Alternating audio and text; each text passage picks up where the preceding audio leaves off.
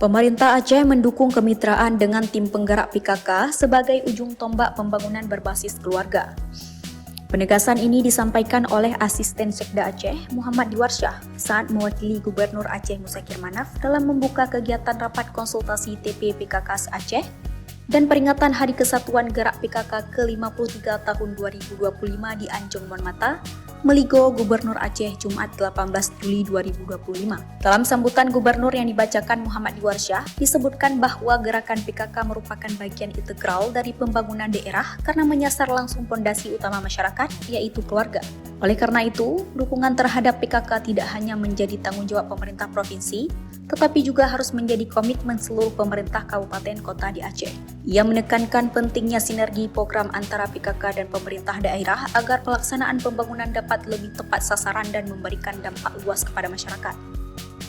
Kegiatan yang dirangkai dengan peringatan Hari Kesatuan Gerak PKK ke-53 ini diharapkan menjadi momen yang tepat bagi seluruh elemen gerakan PKK di Aceh untuk menyatukan langkah, memperkuat jejaring kerja, serta merancang program-program yang kontekstual dan inovatif dalam menjawab tantangan zaman.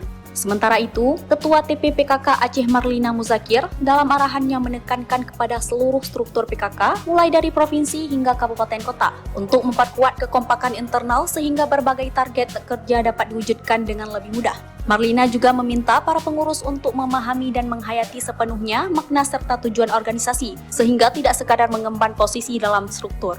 Ketua TP PKK Aceh Marlina Muzakir dalam arahannya menekankan kepada seluruh struktur PKK mulai dari provinsi hingga kabupaten kota untuk memperkuat kekompakan internal sehingga berbagai target kerja dapat diwujudkan dengan lebih mudah. Marlina juga meminta para pengurus untuk memahami dan menghayati sepenuhnya makna serta tujuan organisasi sehingga tidak sekadar mengemban posisi dalam struktur. Ketua Staf Ahli PKK Aceh Mukarramah yang juga istri Wakil Gubernur Aceh turut hadir dan membacakan sambutan Ketua Umum TP PKK Pusat Tri Suswati Tito Karnavian yang menekankan pentingnya peneguhan komitmen terhadap pelaksanaan 10 program pokok PKK.